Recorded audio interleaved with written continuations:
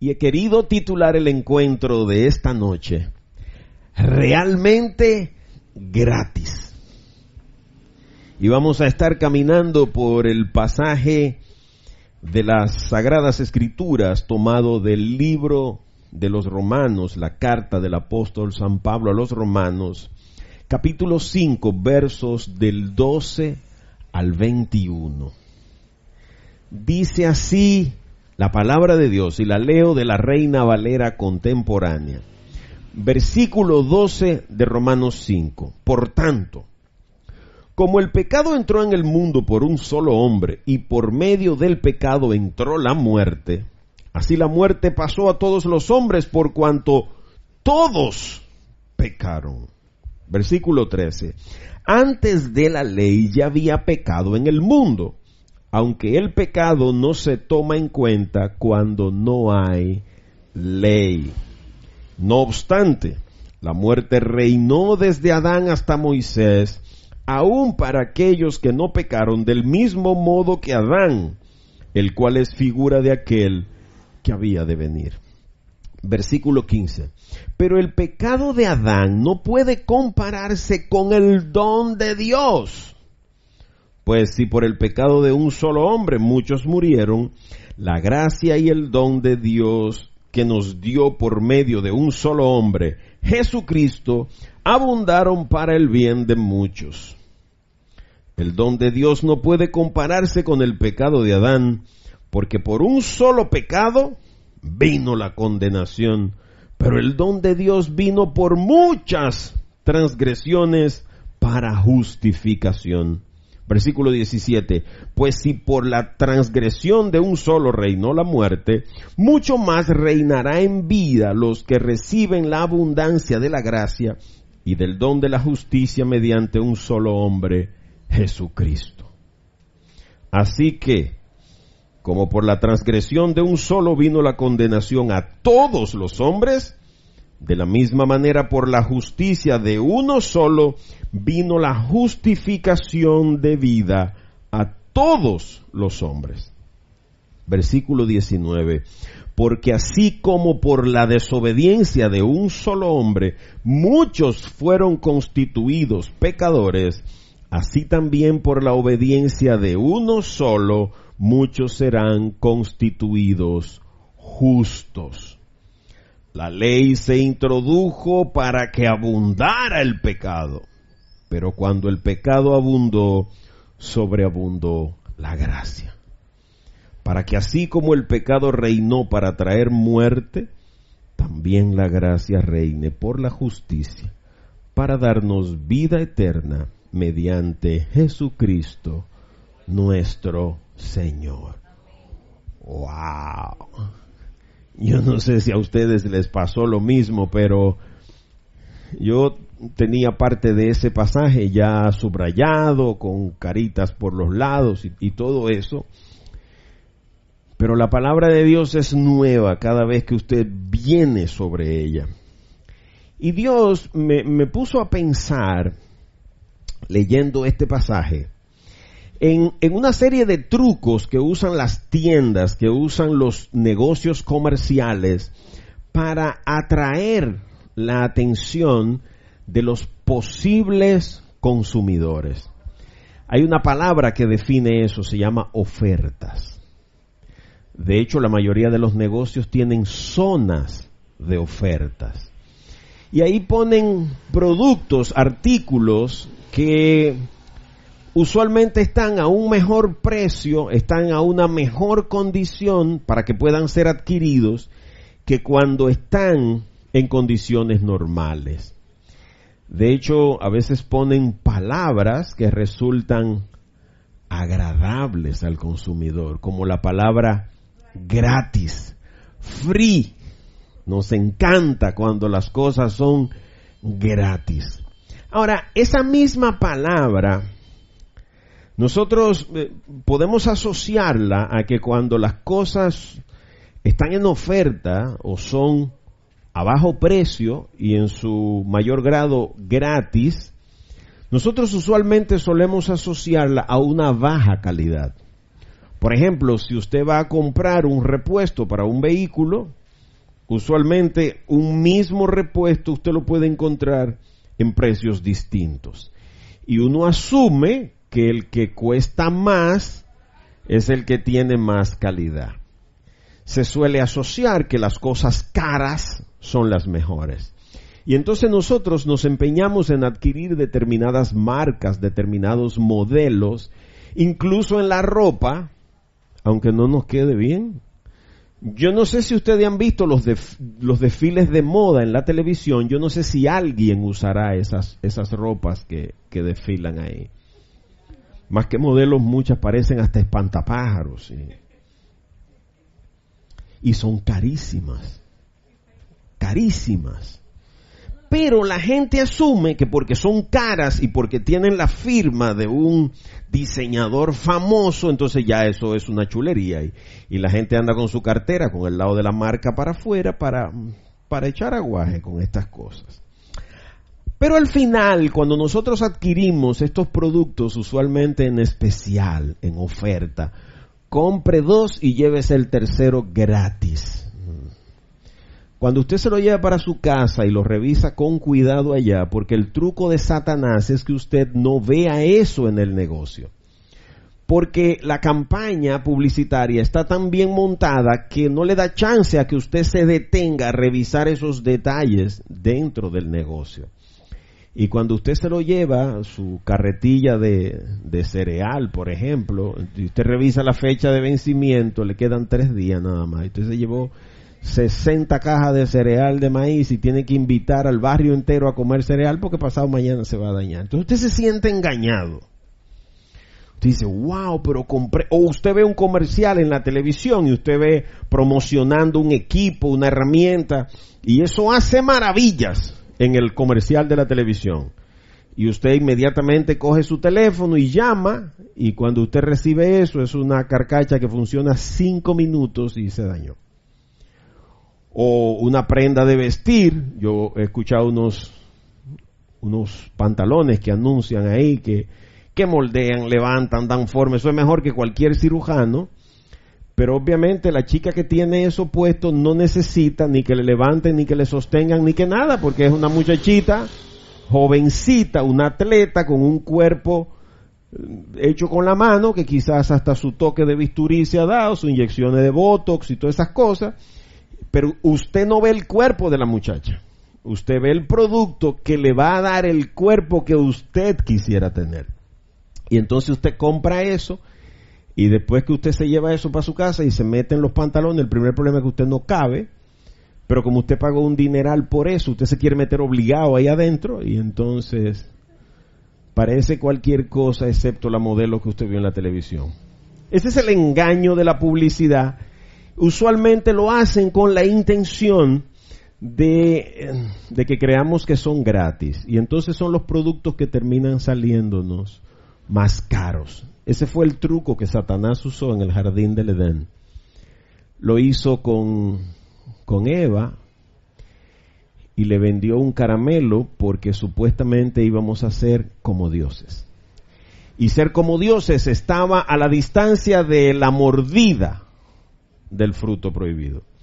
O sea, ser como dioses estaba a la distancia de traficar con las influencias que me da mi puesto, de usar el cuerpo que Dios me regaló, de falsificar los productos que tú usas en tu taller, de alterar los alimentos, los productos que usted vende en su negocio. O sea, a ese paso, a esa distancia está el tener éxito comercial.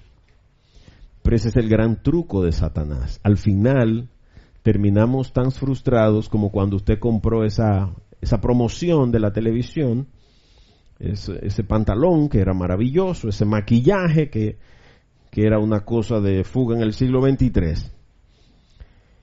Por eso quizás a ustedes y a mí nos resulta tan difícil entender esto que Pablo nos cuenta hoy en Romanos 5.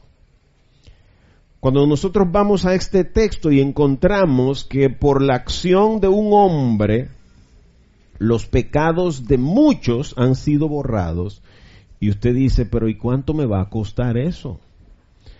¿Cuánto debería costar? ¿Cuál sería el precio de que toda una vida viviendo en desobediencia pudiera ser transformada en un segundo por la acción de un hombre? ¿Cuánto costaría eso? Y entonces Dios te dice, eso es free, es gratis. Lo que había que pagar ya se pagó. Y lo conmemoramos la semana pasada. En Semana Santa conmemoramos, recordamos, no es que Cristo se volvió a morir y lo volvieron a crucificar, porque ese fue un sacrificio único y suficiente.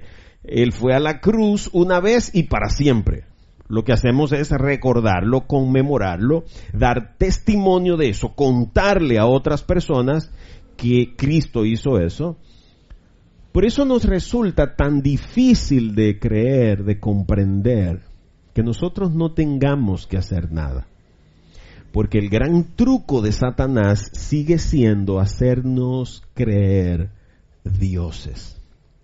Y en el momento en que usted entiende que fruto de sus obras, fruto de sus buenas acciones, fruto de los favores que usted hace, fruto de los mandamientos que usted guarda, fruto de la comida que usted deja de comer, fruto de los días que usted honra y guarda, ritos, prácticas, oraciones, letanías, santos, imágenes, sabrá Dios cuántas cosas. Usted cree que con eso que usted está haciendo, usted tiene más posibilidad de salvarse.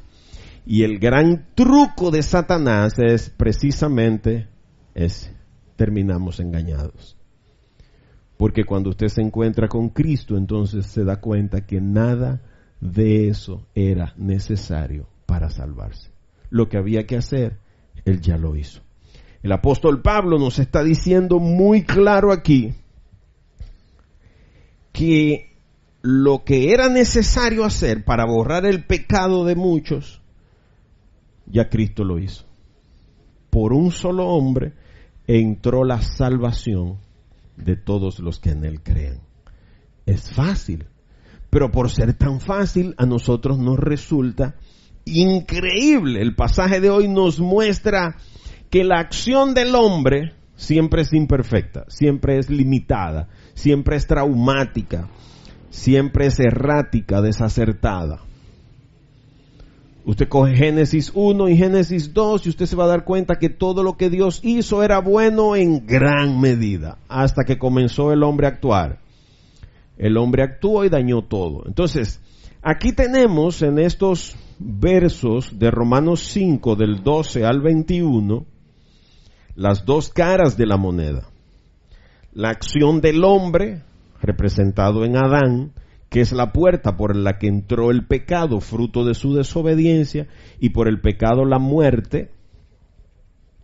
Y del otro lado de la moneda entonces tenemos la acción de Dios a través de la persona de Cristo, por quien entró la justificación, el perdón y la salvación para todos aquellos que pongamos nuestra fe en Él. Y con esa introducción, yo pienso que pudiéramos irnos para la casa, pero como ese no es el espíritu, ahora vamos a entrar a revisar un poquito más despacio el pasaje que hemos leído. Y vuelvo a releer el versículo 12. El versículo 12 dice, por tanto, como el pecado entró en el mundo por un solo hombre, y por medio del pecado entró la muerte, así la muerte pasó a todos los hombres por cuanto todos, yo si tuviera que escribir eso, digo, por tanto, todos pecamos. Y me incluyera de primero ahí en la lista, porque no puedo bajo ningún, Dios me libre, creer que yo no estoy en esa lista. Fíjense que el pecado entró en el mundo por un solo hombre, Adán. Esa fue la puerta por la que el pecado entró. Y usted pudiera decir, pero Eva pecó primero. Y no fue por Eva que entró, no, porque a Adán lo crearon primero. Y Adán fue a quien Dios le dio la orden, no fue a Eva. El primer pacto, Dios lo hizo con Adán. Adán fue que le dieron el primer mandamiento, no le ponga la mano a ese árbol. Por eso la Biblia es enfática en enseñarnos en que el pecado entró al mundo por Adán, el primer hombre.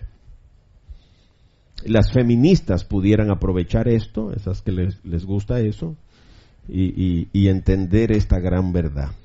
Ahora, el problema es que si solo hubiera entrado el pecado a través de Adán, no tuviéramos ningún problema. El lío viene porque Dios había dicho, el día que peques, ese día morirás. Morirás. Entonces, obviamente, si el pecado entró por un hombre, la consecuencia no es el castigo de Dios, es la consecuencia de haber desobedecido a Dios. Si el mecánico te dice, oye, tu carro necesita 5 litros de aceite, lubricante, para funcionar bien, ¿qué usted cree que pasará si usted le echa 2? O si usted de repente decide, no, pero eso no tiene que estar tan engrasado, yo no le voy a echar nada. ¿Usted cree que si su motor se daña es fruto de la mala suerte? No, es la consecuencia de que usted desobedeció el estándar, el modelo, la orden, el mandato que dejó el que diseñó el carro. Ese es el problema.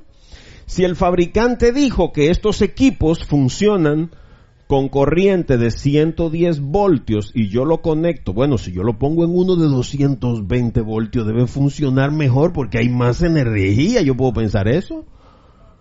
Y entonces se queman, yo puedo decir, es un castigo de Dios. No, es la consecuencia de yo haber desobedecido la orden del fabricante.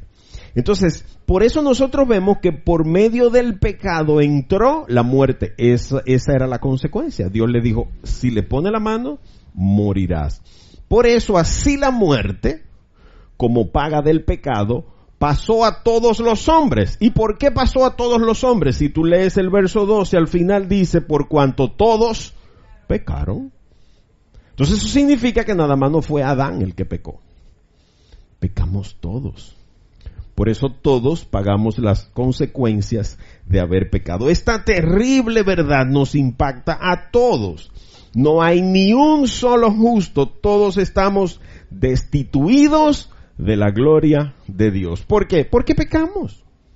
Es el pecado el que hace que el Espíritu Santo se aparte de nosotros. No es que Dios quiere abandonarnos por desobedientes. Es que las sombras no pueden convivir con la luz. Para nada. No hay ni uno solo que no haya ofendido a Dios. Por eso estamos destituidos de su gloria.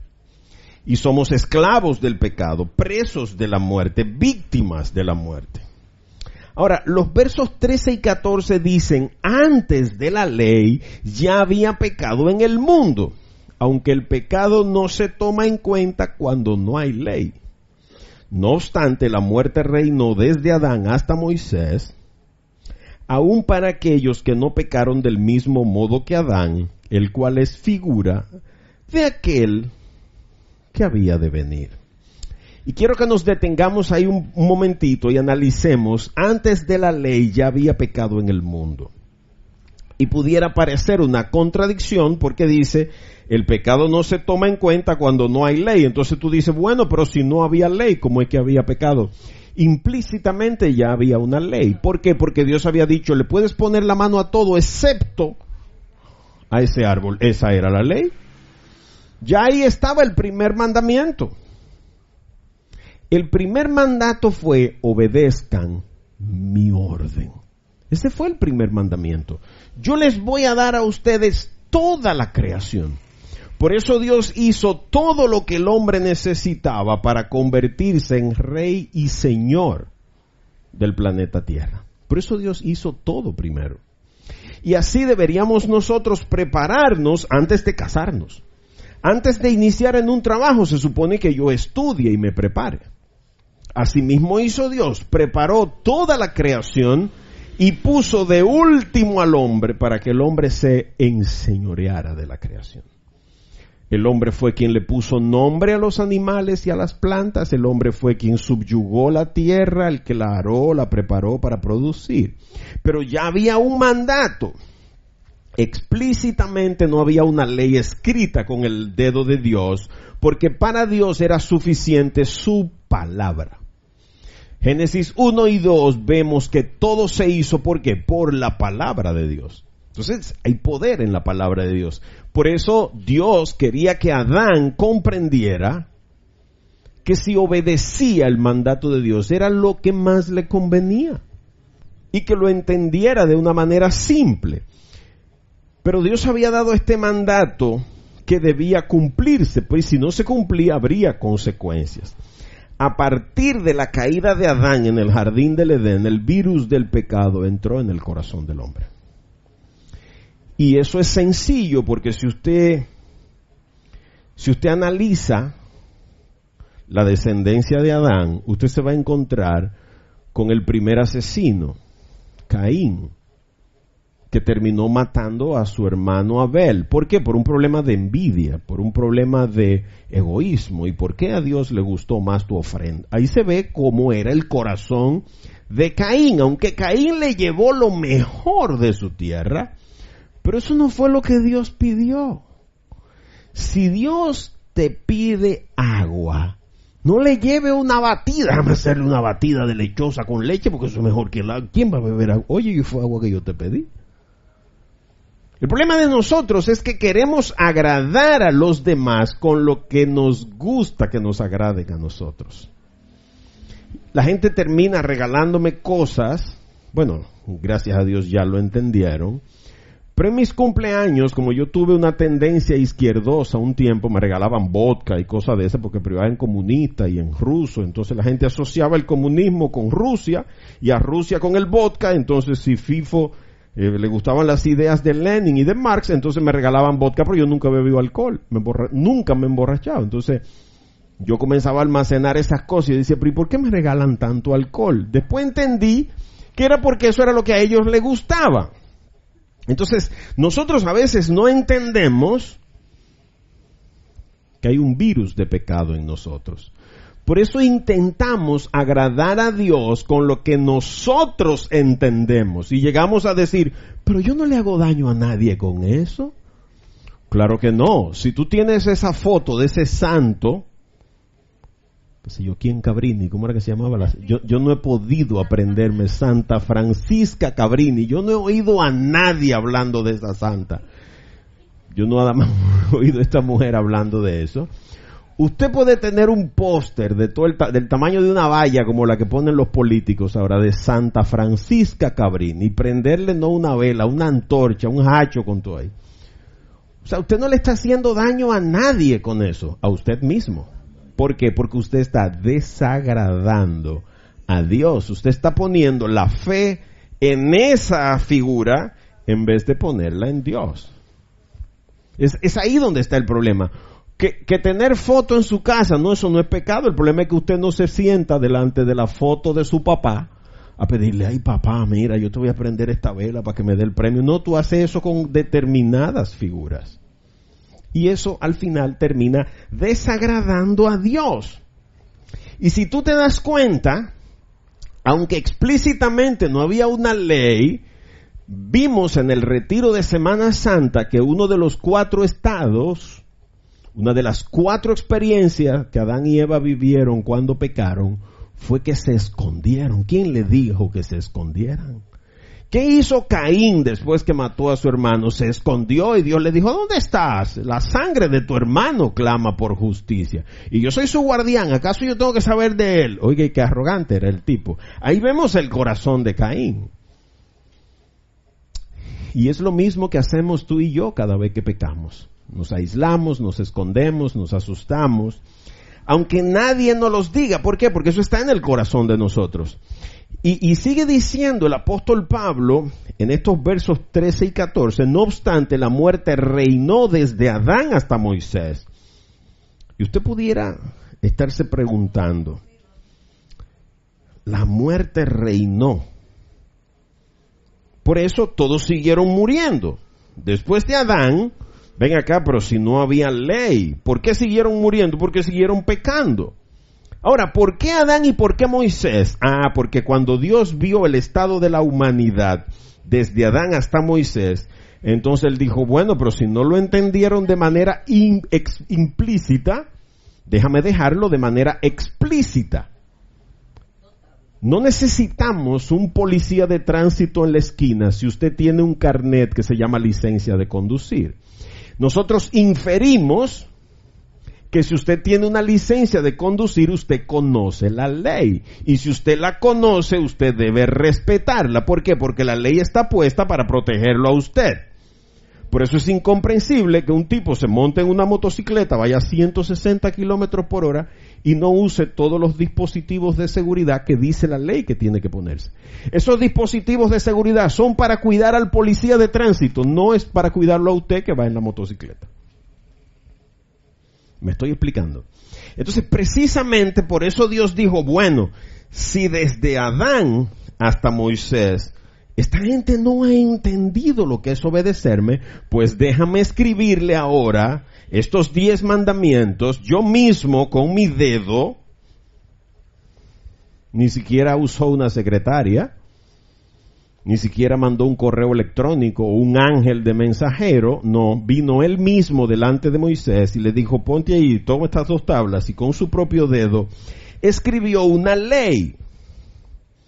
Fíjate que ahora Moisés pasa a ser el depositario del primer pacto.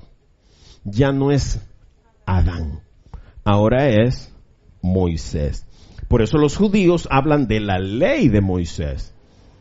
Porque Moisés enseñó, porque Moisés dijo, claro, cuando el sabio señala la luna, el tonto se queda viendo el dedo que la señala. Mientras nosotros debimos ver a Dios que había dado a través de Moisés la ley, los judíos se quedaron en Moisés. Mientras los judíos veían la letra de la ley, se olvidaron del propósito por el que Dios había dado. Se olvidaron del espíritu de la ley. Ahí es donde está nuestro problema. Ahora tenemos a un Moisés que es depositario de unos mandamientos. Y sigue Pablo escribiendo, aunque para aquellos, aún para aquellos que no pecaron del mismo modo que Adán, claro, porque aquellos no escucharon directamente a Dios darle la orden. Pero aunque un policía nunca le haya puesto una multa a usted, usted tiene que saber que hay que ponerse el cinturón de seguridad y que en los semáforos, si están en color rojo, hay que detenerse. Usted no tiene que esperar que le pongan la multa a usted. Pero aquí hay una verdad escondida al final del verso 14 que dice, el cual es figura de aquel que había de venir. Fíjate que en Adán hay una figura oculta de alguien que debía de venir. Observa que dice que Adán es figura, es imagen, es la representación de alguien que iba a venir luego. Entonces, si Adán la embarraba, había implícitamente en él la figura de alguien que iba a venir a limpiar. Si Adán la dañaba, él era la figura de alguien que iba a venir a arreglar. Nota que ya desde Adán Dios había previsto una acción restauradora para la desobediencia del hombre. Eso fue lo que Satanás nunca se imaginó. Ni tampoco se imaginó que cuando Cristo fue a la tumba era de manera temporal. Satanás hizo fiesta ese viernes en la tarde cuando Cristo murió, porque dijo, ya lo derrotamos. Y él no sabía que el que lo estaban derrotando era él. Por eso dice la sabiduría popular que no hay peor bobo que el que se quiere pasar de vivo. Ya en Adán nosotros vemos que Dios tenía un plan oculto a Satanás, no era al hombre. El plan era oculto a Satanás. ¿De qué? De que Adán era figura de alguien que iba a venir a resolver los platos rotos de Adán. Y si la Biblia se quedara hasta ahí, hasta el versículo 14, pues eso pudiera ser un misterio. Pero escucha los versos del 15 al 16. Pero el pecado de Adán no puede compararse con el don de Dios. Ya comenzamos a ver la luz al final del túnel. Aquí está Pablo comparando dos cosas y sigue diciendo, pues si por el pecado de un solo hombre muchos murieron, la gracia y el don que Dios nos dio por medio de un solo hombre, Jesucristo. Entonces Jesucristo es la imagen oculta en Adán de aquel que habría de venir. Abundaron para el bien de muchos. Versículo 16, el don de Dios no puede compararse. Aquí vuelve otra vez. Y esto pudiera parecer repetitivo. Tú dices, cónchale, ¿y por qué que repiten tanto eso? Ese es el énfasis. El don de Dios no puede compararse con el pecado de Adán, porque por un solo pecado, atención, vino la condenación, pero el don de Dios vino por muchas transgresiones para su justificación. Fíjate que dice, pero el pecado de Adán no puede compararse con el don de Dios. Claro que no. El pecado de Adán fue uno solo. ¿Por qué? Porque el mandamiento era uno solo. No podía ser muchos pecados, ¿por qué? Porque era uno solo. Y Adán cometió, si usted analiza bien, él cometió más pecados, porque después mintió, se justificó con Dios, y un montón de... Lo último que hizo fue echarle la culpa a Dios, la mujer que tú me diste. Pero es claro que no podemos comparar nunca, bajo ningún concepto, la acción del hombre versus la gracia de Dios. Son dos cosas que no se pueden comparar. Por eso, los científicos... Mi hermana Judy ha estado estudiando profundamente ciencia en estos días, porque los científicos han descubierto que hay neuronas en el corazón, también las hay en el estómago, y quizás nosotros comenzamos a comprender ahora a partir de lo que la Biblia dice. La Biblia siempre hace un símil, una relación entre el alma y el corazón. Eso es un misterio para la ciencia, pero no para Dios, porque ya lo había dicho. Que los científicos no entiendan la revelación de Dios, eso no hace a Dios ni misterioso, ni embustero, no, es que usted no ha pedido la revelación de Dios para entender eso. ¿Por qué la Biblia dice que hay que amar con todo el corazón? Pero hasta ahora los científicos entendían que el corazón era simplemente una bomba inyectora que succiona sangre por un lado y bombea un músculo. Pero recién descubren que hay neuronas en el corazón. Y las neuronas son conocidas como células cerebrales, donde radica nuestra memoria, nuestra inteligencia, nuestra capacidad intelectiva. Pero también la hay en el estómago, por eso el corazón, antes de que se da cuenta, o el cerebro, cuando usted ve a una persona que le gusta, esa persona que usted ama, el estómago se da cuenta primero que la mente, y a usted se le quite el hambre. ¿Cómo el estómago sabe que debe quitársele el hambre? Porque hay ahí todo un sistema de neuronas. ¿Cómo sabe el estómago que usted está saciado en su hambre? Pero eso no es un problema de Dios, es un problema de que los pensamientos de Dios son más elevados que los pensamientos del hombre. El que nosotros no tengamos la capacidad de comprenderlo en su justa dimensión, eso es otra cosa.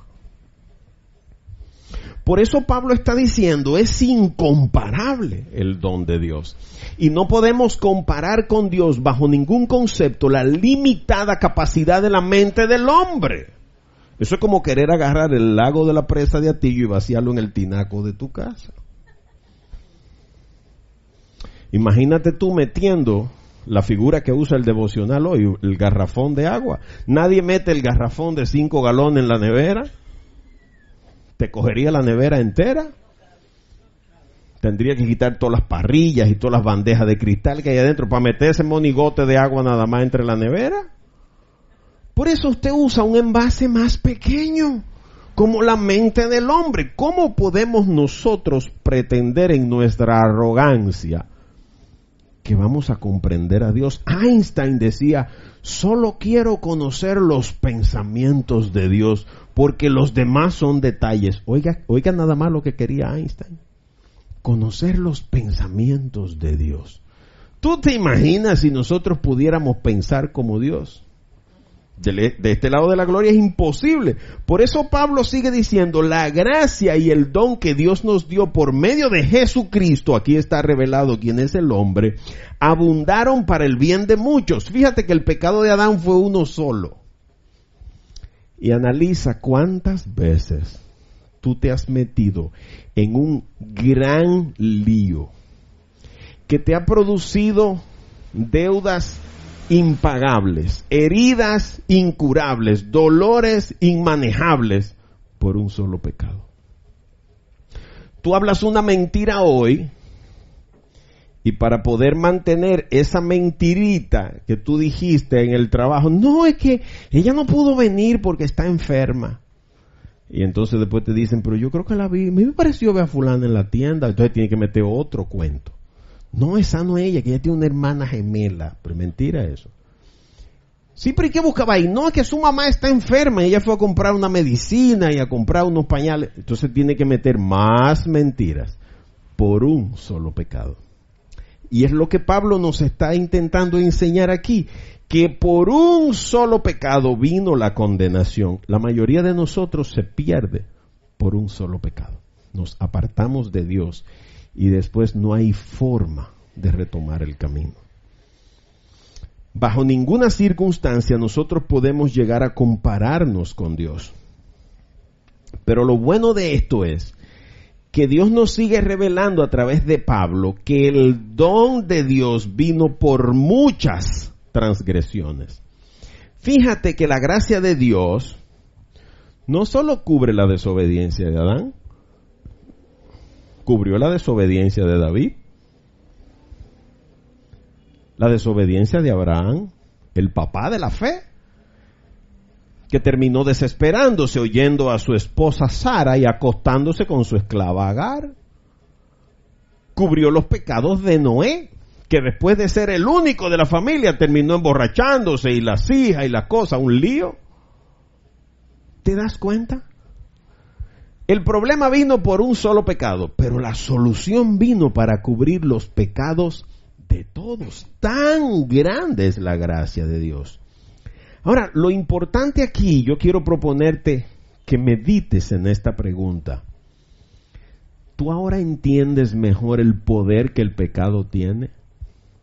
¿Cómo por llevarte, he visto eso en empresas mineras aquí, que por llevarse un brillito de la cocina han perdido el trabajo? Por ese desliz de usted acostarse con la secretaria, desbarató su matrimonio y lo botaron de la empresa. Ese desliz, porque la gente no le quiere llamar pecado. Ay, fue un momento de debilidad.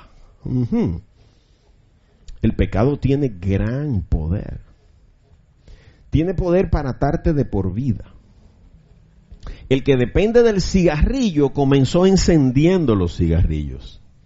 El alcohólico no fue que hoy se levantó y dijo, a partir de hoy soy alcohólico. No, el drogadicto no nació drogadicto, igual que el homosexual, el ladrón. No, esa gente nació en una familia y el pecado lo fue envolviendo en circunstancias y creándole condiciones hasta que en un momento ya usted se convirtió en un delincuente. Es así. Comprendes que por un solo pecado, por ese desliz, a veces hasta imperceptible, podemos perderlo todo. ¿Usted se imagina lo que es perder la gracia de Dios? La posibilidad de salvarnos. ¿Tú entiendes ahora que no podemos jugarnos la faja coqueteando con el pecado? Si ya tú sabes que Dios dijo que ese hombre es ajeno y Él no quiere que tú cometas adulterio, ¿qué buscas aceptándole regalo y cogiéndole llamada y saliendo a cenar? No, pero eso no es nada que yo salga a cenar, claro que no. Ahora, ¿dónde va a terminar eso? Ese hombre te va a pasar la factura un día. Es verdad que tú puedes correr un carro sin nada de aceite, quizás 100 metros, 10 metros, 1 kilómetro para llegar al taller. Pero ese no es el uso. ¿A dónde va a conducir eso? ¿A que se te rompa el motor? El pecado siempre traerá grandes consecuencias. Por un solo pecado vino la condenación. El problema es que nosotros no se nos enseñan las consecuencias del pecado. No se nos enseña eso. No, pero yo no le hago daño a nadie. Tú con un escote. Los hijos de uno comienzan comprando una blusita. Y estos tiritos, no, pero son jóvenes. Y después llegan con una minifalda. Bueno, pero si no se la ponen ahora, ¿cuándo se la van a poner? Cuando estén viejas. No deberían ponérsela nunca. Pero tú, como son muchachos, y una niña de 14 años anda con unos tacos así, ya en el salón se han dado 60 tintes, se sacan las cejas, se ponen implantes. No, porque es que la naturaleza no la privilegió, pero a lo mejor Dios no la quería para engordar al niño pobre. Es para dar leche que la quería. No. ¿Le hemos preguntado a Dios el propósito? ¿Por qué nos hizo como nos hizo? ¿Por qué estamos aquí? No. Por eso el tema de las cirugías. ¿Por qué no queremos hacer cirugía? Porque queremos satisfacer un ego. ¿Quién es que te la está pidiendo? ¿Por qué mejor no aceptarnos como somos? El proceso normal de envejecer, van a venir las arrugas. ¿Eso es normal o no? Claro que es normal. Entonces, ¿por qué este afán? Bueno, porque perdemos de vista el efecto del pecado. Pero lo bueno de esto es que Dios no dejó eso así. El mismo pecado que desató la condenación, desató la gracia y la misericordia de Dios. Caramba, me fallaste. Bueno, tengo que poner más cuidado. Es lo que hacemos nosotros con nuestros hijos cuando son desobedientes. Esto deja claro que la justificación del hombre es un don de Dios, y el concepto de don significa que es un regalo, una gracia inmerecida. Con la manera de nosotros vivir y desobedecer a Dios no merecemos su favor, pero a pesar de eso Dios nos lo da. Por eso es un don, una dádiva, un regalo inmerecido. Y fíjate que entonces en el versículo 17 Pablo escribe: pues si por la transgresión de uno solo reinó la muerte, mucho más reinará en vida los que reciban la abundancia de la gracia del don de la justicia mediante un solo hombre, Jesucristo. Y el problema es que tú y yo estamos condenados a muerte. Cuando estamos sin Cristo, nosotros somos muertos. Y usted puede decir, bueno, pero yo tengo mi cuerpo y estoy vivo. Sí, porque el problema es que tú te has quedado en el cuerpo. Pablo está hablando de una muerte espiritual. Porque Jesús, si te fijas, el verso 17 termina: mediante un solo hombre viene la justificación nuestra. ¿Quién es? Jesucristo. Jesucristo es el centro del plan de salvación divina. Jesucristo fue quien venció la muerte. Jesús es quien ha desatado la abundante lluvia de bendiciones que cae sobre los que creen.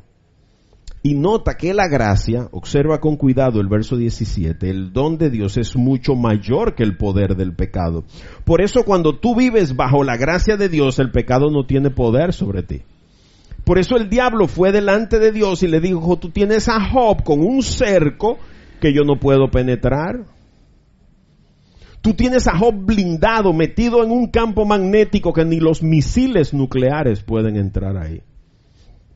Por eso Pablo está diciendo que reinará mucho más la vida sobre aquellos que reciben la gracia y el don de Dios.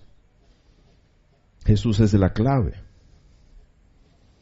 Porque sin esa gracia, sin ese don, nosotros no podemos resistir a Satanás, no podemos vencer, ni seremos justificados ni salvados. Imposible por nuestros propios méritos. Y los versos 18 y 19 enfatizan, por eso nos da la sensación como de que Pablo está repitiendo mucho lo mismo. Los versos 18 y 19 dice: así que como por la transgresión de uno solo vino la condenación a todos los hombres, de la misma manera por la justicia de uno solo vino la justificación de vida a todos los hombres. Porque el pecado no fue solo de Adán. todos pecamos. Y escucha el verso 19. Porque así como por la desobediencia de un solo hombre muchos fueron constituidos pecadores, así también por la obediencia de uno solo muchos serán constituidos justos. Esto es grande lo que Pablo está revelando aquí. Porque es por obediencia de uno. ¿Y quién es el único que pudo ser capaz de obedecer? Cristo. Tú y yo no podemos obedecer como Cristo obedeció. Entonces, ¿qué tú buscas pensando en que tú tienes el poder, que tú tienes la capacidad de salvarte tú solo? No, para nada. Y el verso 20 tiene una verdad que yo no he dejado de pensar en ella durante todo el día. Escucha el verso 20. La ley se introdujo para que abundara el pecado. Pero cuando el pecado abundó, sobreabundó la gracia. Y tú pudieras estarte diciendo, pero ven acá. Entonces Dios dio los mandamientos para que la gente fuera más pecadora. No, para nada eso es lo que significa. La ley se introdujo para que abundara el pecado. Cuando uno ve eso, uno dice, pero entonces Dios lo que quería era que pecáramos y que nos condenáramos. No. Cuando usted ve que su hijo se está descarrilando, ¿qué es lo que usted hace? Llamarlo, venga acá fulano, en esta casa hay normas que respetar. A partir de hoy usted llega aquí a las 10, présteme la llave de la casa, usted no puede tener llave del carro, entrégueme la llave del carro, deme la tarjeta de crédito. ¿Qué tú haces? Poner reglas. Entonces no fue que Dios dio los mandamientos para que el pecado abundara. Lo que pasa es que vio lo que fue ocurriendo con el hombre desde Adán hasta Moisés.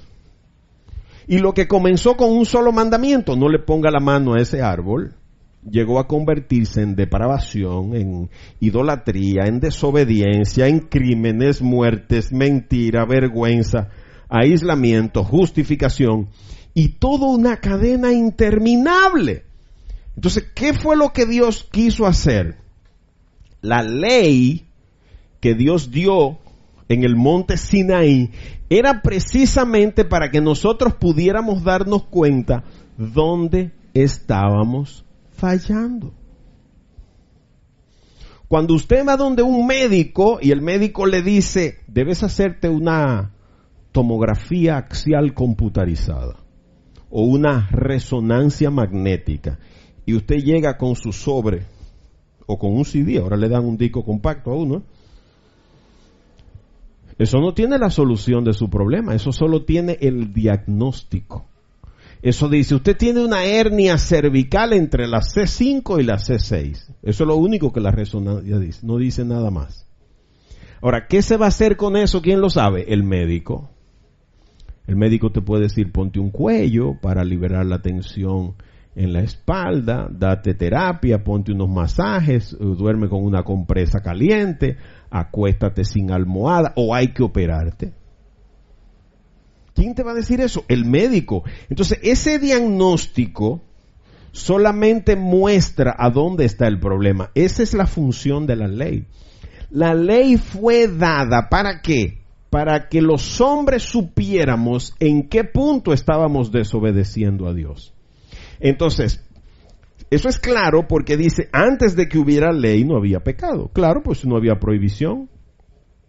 Si legalizamos la droga no es un problema fumársela donde uno quiera. Pero mientras haya una ley que diga que es prohibida, no se puede fumar. Y eso es claro porque Romanos 3:20 dice, versículo 20 de Romanos 3, ya que nadie será justificado delante de Dios por hacer las cosas que la ley exige, pues la ley sirve para reconocer el pecado. Entonces yo no entiendo cómo hay gente que todavía predican que si usted no cumple los mandamientos va para el infierno. No, nadie se va a salvar por los mandamientos.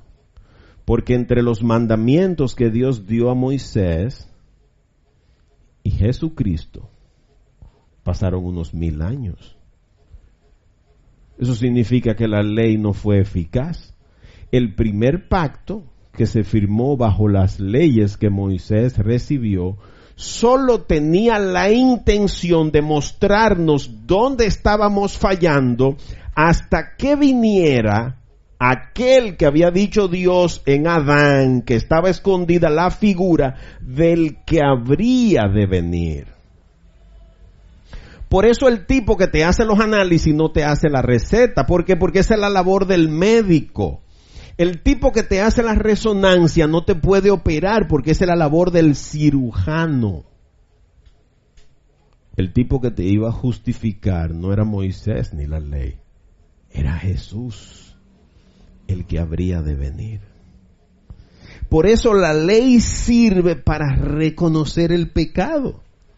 Y es una cosa muy distinta el que después de usted ser salvado por Jesús, usted comience ahora a esforzarse por cumplir los mandamientos, porque usted quiere agradarlo a Él. Por eso ahora la gente ya no me regala vodka. Ahora me regalan libros.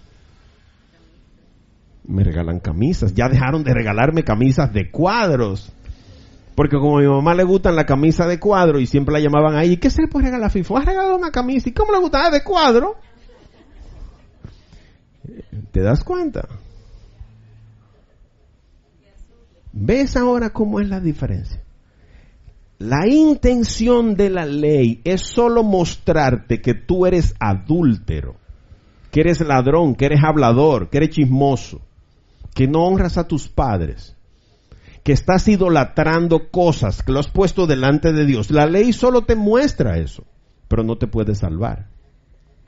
Por eso muchos de nosotros se desgasta intentando pelear en contra de nuestras tendencias pecaminosas. Eso solo lo hace el Espíritu Santo después que lo recibimos. Y tú pudieras decir que Dios buscaba que hubiera más pecado al dar la ley. Oye, el que lee el texto así como está escrito ahí, fácil puede decir, no, pero Dios lo que quería era que no perdiéramos todo. ¿Y qué Dios es este? Porque sabemos que si no hay ley, no hay evidencia de que lo estamos haciendo mal. ¿Por qué el policía sabe que usted infringió la ley? Porque la ley dice que hay que manejar con el cinturón puesto. Si la ley no dijera eso, entonces fuera lo mismo que usted se lo pusiera como que no. ¿Por qué en la universidad donde yo trabajo no se le puede llamar la atención a nadie? Porque no hay una sola señal de tránsito adentro. Entonces, si hubiera una señal que diga hay que andar a 20 kilómetros por hora y te agarra uno a 30, entonces usted lo puede sancionar. ¿Por qué? Porque hay una ley. Por eso Dios vino y dijo, bueno, yo creí que ustedes, por yo ser un padre tan bueno, ustedes me iban a obedecer. Déjame darles estos mandamientos para que cuando vean que eso me desagrada, entonces se porten bien. Lo que tú y yo esperamos de nuestros hijos. Un freno social. Que usted dejara de ser hablador. ¿Por qué? Porque la ley lo prohíbe. Y fíjate que conjuntamente con eso vemos que su gracia sobreabundó por encima de todo pecado. Entonces, como Dios vio que estaban desobedeciendo la misma ley que Él había dado, dijo, ahora le voy a dar una gracia más grande que la que todos los pecados que ellos están cometiendo. Por eso sobreabundó. Y yo quiero proponerles que después que ustedes estén en su casa tranquilos en este fin de semana, puedan leer el capítulo 7 de Lucas.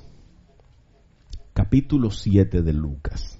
Yo voy a leerle algunos versículos para que ustedes vean cómo la gracia de Dios, el don de Dios, la misericordia trasciende nuestros delitos y el poder del mal.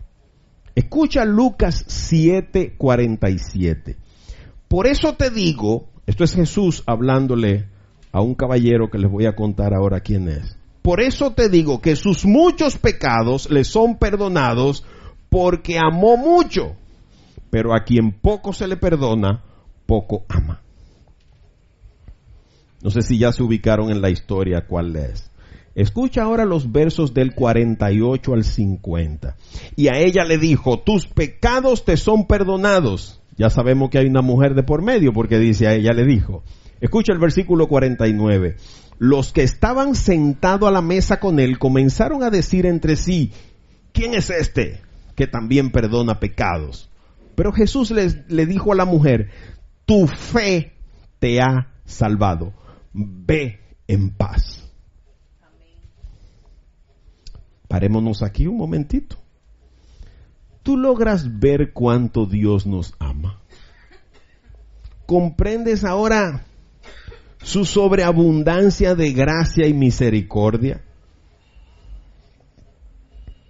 El versículo 50 de Lucas 7 dice, pero Jesús le dijo a la mujer, tu fe te ha salvado, ve en paz.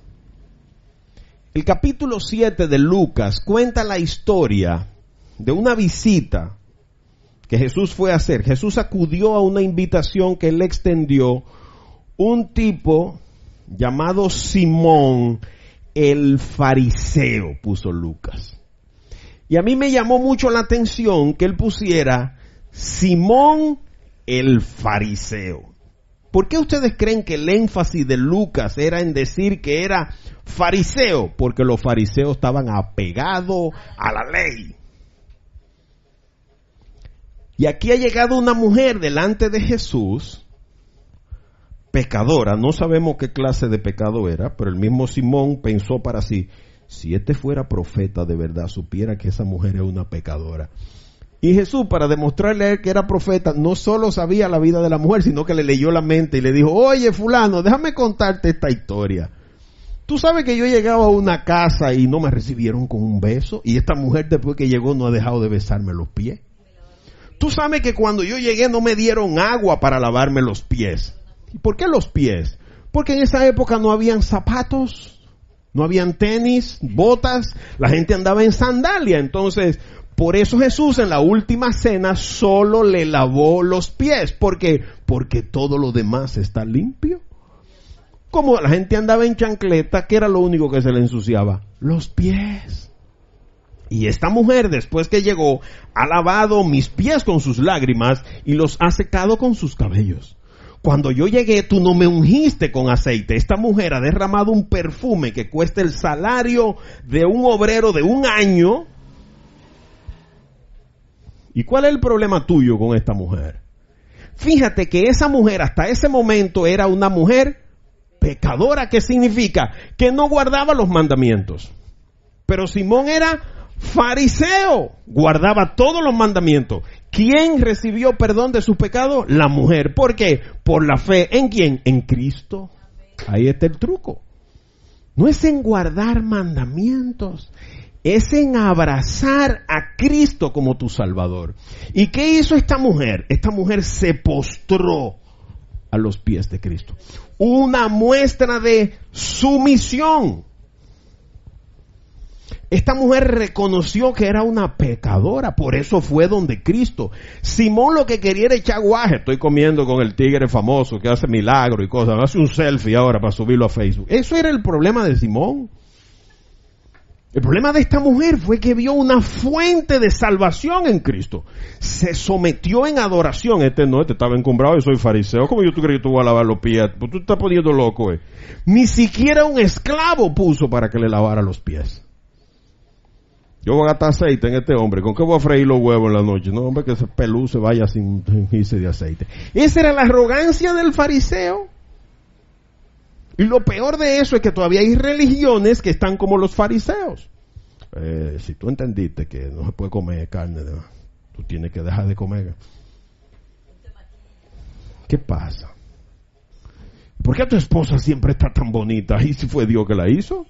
Es una princesa, hija de Dios. No tengo la culpa. Que si le tocó una galpantra, usted no supo escoger bien, bueno, búsquese una princesa de Dios. Y cada vez que yo digo, tiene 50 años, ¿cómo? Está tan bien, y que una nevera que vive esa mujer. Claro, la obra de Dios. Es una cosa increíble esto. El problema es que a Dios no le importa cómo tú has estado viviendo. A Dios no le importa tu pasado. A Dios no le importan todos los errores que tú hayas cometido, todos los mandamientos que hayan violado. Aquí hay una mujer, yo pensaba que era solo el ladrón, el inteligente, el ladrón aquel de la cruz, que se salvó sin pasar por go. Ese tigre maestro, cuando tú estés en el reino, o sea, él estaba pensando en futuro y Cristo le dijo, desde ahora, Yomo, ya encontraste la salvación, desde ahora. Ese se fue sin morirse, como Enoc. ¿Cuántos sábados guardó ese? ¿Cuánto puerco dejó de comerse? ¿Cuántas veces fue a llevar ofrenda? Nunca, era un ladrón, por eso estaba clavado en la cruz. Y se salvó antes de morirse, sin hacer nada. Ese ni se bautizó. Señores, yo no sé si nosotros estamos entendiendo la importancia de Cristo.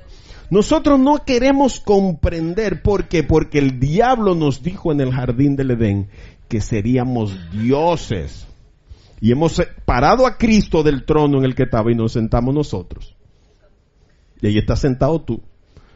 Que tú eres el que sabe que hay que hacer promesa y ofrenda y subir al santo cerro de rodillas y dormir en el suelo y andar descalzo y dejar de comer qué sé yo cuántas cosas, como si a Dios le interesaran tus ofrendas, dice el salmista. Mis holocaustos a ti no te interesa, es un corazón que es lo que Dios quiere, contrito y humillado. ¿Tú recuerdas a Job? Job necesitó 42 capítulos de sufrimiento, ser confrontado con Dios. Siéntate ahí que ahora te voy a preguntar yo, ¿qué es lo que tú me estás preguntando a mí, Job? ¿Tú recuerdas a David? Todas las veces que la embarró. Y cómo Dios lo levantó y lo restauró. ¿Tú recuerdas a Pablo? ¿Tú recuerdas a Pedro? Todos esos tipos la embarraron. Todos la metieron hasta aquí. Nada más no fue Pedro, ¿no? Todos.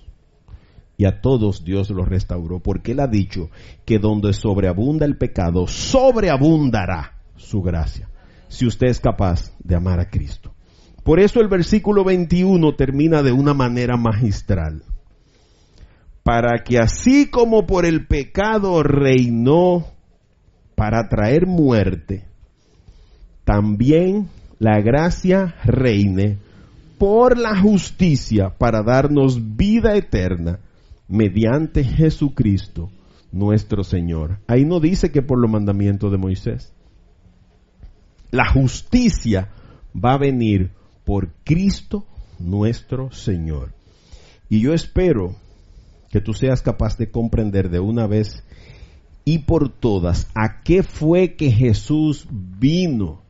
Vino a salvarte, vino a liberarte del pecado, vino a cortar ese cable que te tiene atado por el cuello, por el tronco y por los pies y por las manos. ¿Por qué fue que Cristo resucitó? ¿Por qué y para qué te busca? Cristo te anda buscando porque tú eres pecador. Si tú fueras santo, puro y perfecto, ya tú estuvieras en el cielo cantándole a Dios con los ángeles. ¿Para qué es que te busca? Es para salvarte que te anda buscando. Y Cristo es capaz de hacer lo que sea necesario. Si Cristo tiene que amarrarte como una oveja rebelde que desde que te sueltan te brinca por lo alambre, Cristo te va a amarrar por el cuello a un poste. Y ese cuello puede ser una silla de ruedas, puede ser una enfermedad, una crisis económica, puede ser cualquier cosa, con tal de que tú estés a los pies de Cristo. Él va a hacer lo que sea con tal de que tu espíritu, tu alma sea salvada para la gloria de Dios y vida eterna. Él va a hacer lo que haya que hacer. Entonces, vayamos y no esperemos que nos lleven. Vayamos voluntariamente a los pies de Cristo. No son tus acciones, es tu fe. Por eso el énfasis de Cristo siempre fue, hombre de poca fe, ¿por qué dudaste? Si tuvieran fe del tamaño de un granito de mostaza. El truco está en poder creer. ¿Qué quieres que haga? ¿Crees esto? ¿Qué fue lo que le dijo a las hermanas de Lázaro? ¿No te he dicho que si crees verás la gloria de Dios? ¿Puedes creer eso? ¿Puedes creer? Esa era la pregunta siempre de Cristo.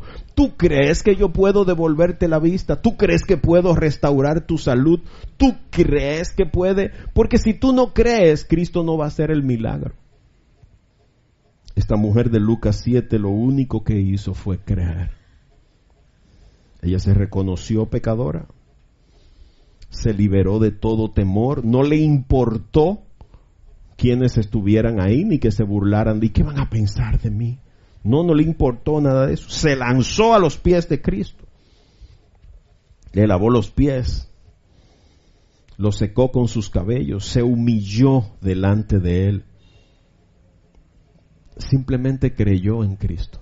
Todo lo contrario del fariseo, engrandecido, apegado a su ley, creyendo que por guardar los mandamientos, la letra de la ley, sería salvo. Y encontramos un joven rico que todo eso lo había guardado y todavía le estaba preguntando a Jesús, ¿qué debo hacer para ser salvo? ¿Qué le dijo el carcelero a Pablo? ¿Qué tengo que hacer para salvarme? Cree en el Señor Jesucristo y serás salvo, tú y tu familia. No hay una verdad, mis hermanos, más grande que esa. Todo lo que había que hacer para que tú y yo recibiéramos perdón, justificación, salvación y vida eterna, ya fue hecho. Se hizo en la cruz del Calvario y se hizo de una forma gratuita. Está disponible para ti y para mí sin pagar un solo peso. Por eso la iglesia de Cristo no se basa en diezmos, ni en ofrendas, ni en contribuciones.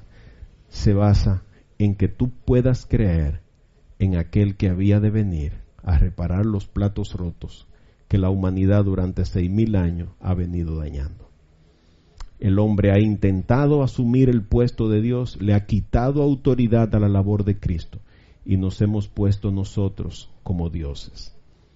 Si tú y yo podemos creer que Cristo tiene el poder y la autoridad de darnos vida y dárnoslas en abundancia, veremos la gloria de Dios. Por eso, mis hermanos, quiero invitarles a que oremos. Terminemos como siempre terminamos. Terminemos orando y dándole gracias a Dios por todo esto que Dios ha hecho, por su gracia inmerecida por nosotros, por su favor tan grande para con nosotros, por haber enviado a Cristo. Démosle gracias a Dios por ser